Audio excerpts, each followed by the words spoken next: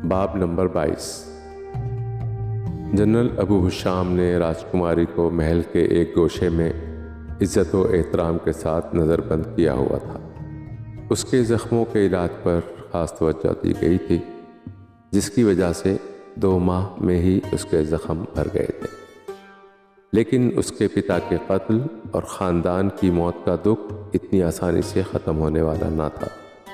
بن قاسم ابو حشام سے اکثر راجکماری کی خیریت دریافت کرتا رہتا تھا۔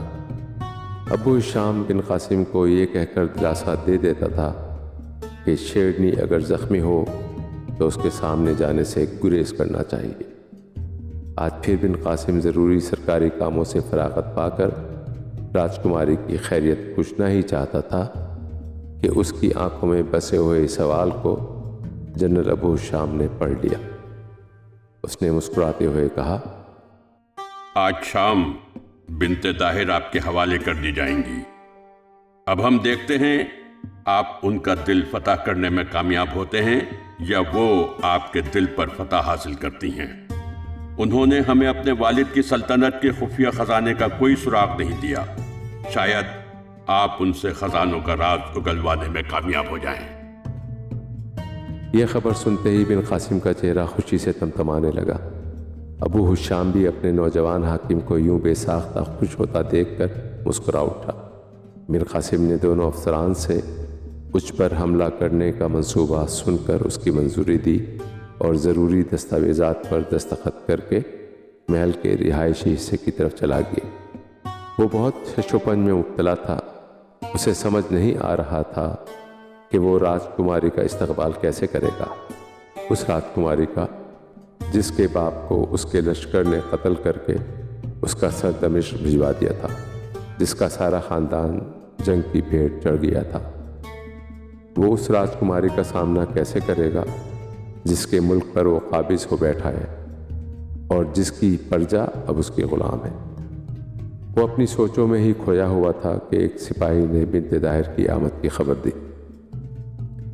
راجکماری 2 سپاہیوں کے جلووں میں دروازے پر کھڑی ہوئی تھی۔ اس نے فوجی لباس کے بجائے مقامی لباس گھاگرا اور چولی پہنا ہوا تھا۔ راجکماری کی مختصر چولی سے اس کی ناف نظر آ رہی تھی۔ اس کے بال سلیقے سے بندھے ہوئے تھے۔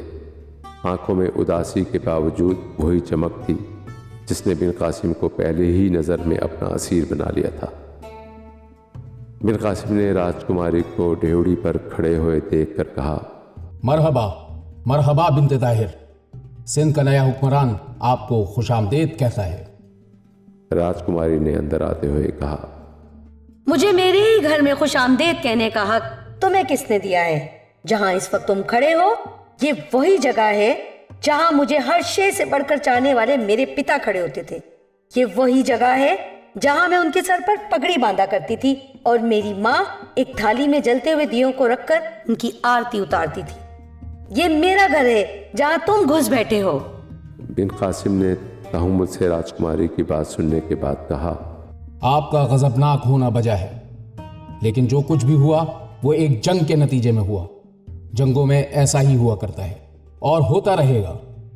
جنگوں میں طاقتور کمزور پر غالب آ جاتا ہے۔ آپ کو میرا شکر گزار ہونا چاہیے کہ میں نے اپنا اثر و رسوخ استعمال کرتے ہوئے آپ کو دمشق جانے سے بچا لیا۔ آپ دمشق چلی جاتی تو آپ کی حیثیت محل کی ایک لونڈی کے سوا کچھ نہ ہوتی۔ راجکماری نے سن کر بن قاسم کی آنکھوں میں دیکھتے ہوئے کہا، اوہ، گویا خلیفہ کے چنگل سے بچا کر تم چاہتے ہو کہ میں تمہاری رکھیل بن جاؤں؟ بن قاسم نے جواب میں کہا، واللہ جب آپ عربی میں کلام کرتی ہیں تو لگتا ہے کہ صحرا میں کوئی مغنیہ امراء القیس کا کلام گا رہی ہو۔ آپ کے منہ سے نکلے ہوئے عربی کے درست الفاظ بھی موم کی طرح نرم ہو جاتے ہیں۔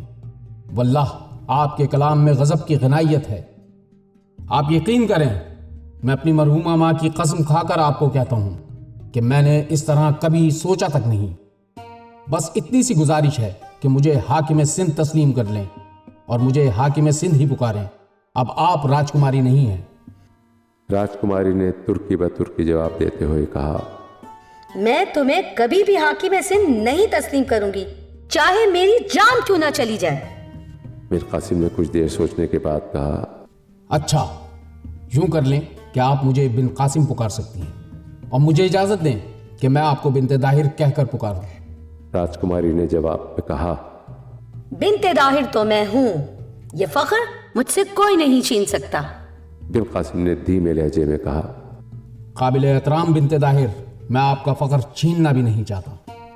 اس گفتگو کے دوران ماحول کے تناؤ میں آہستہ آہستہ کمی آ گئی تو بن قاسم نے کہا، آپ کی جگہ کسی اور خاتون کو دمشق بھیج دیا گیا ہے، ان حالات میں مناسب نہیں ہوگا کہ آپ محل سے باہر نکلیں۔ آپ کی خدمت کے لیے ایک خادمہ آپ کے پاس ہوگی، محل کے اس حصے میں آپ آزاد ہوں گی، آپ جس کمرے کو چاہیں اپنی خوابگاہ کے طور پر منتخب کر لیں۔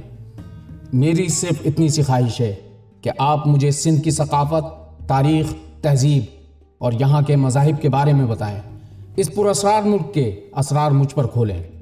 راجکماری نے بن قاسم کی بات سن کر کہا، میں اس کمرے میں رہنا پسند کروں گی جو میرا کمرہ تھا، میں بہت تھکی ہوئی ہوں، کیا میں وہاں جا سکتی ہوں؟ بن قاسم نے سن کر کہا، آپ یہاں مہمان نہیں ہیں، یہ آپ کا اپنا گھر ہے۔ راجکماری یہ سن کے اپنے کمرے میں چلی گئی۔ کچھ دیر میں اس کی خوابگاہ سے سسکیوں کی آوازیں آنے لگیں۔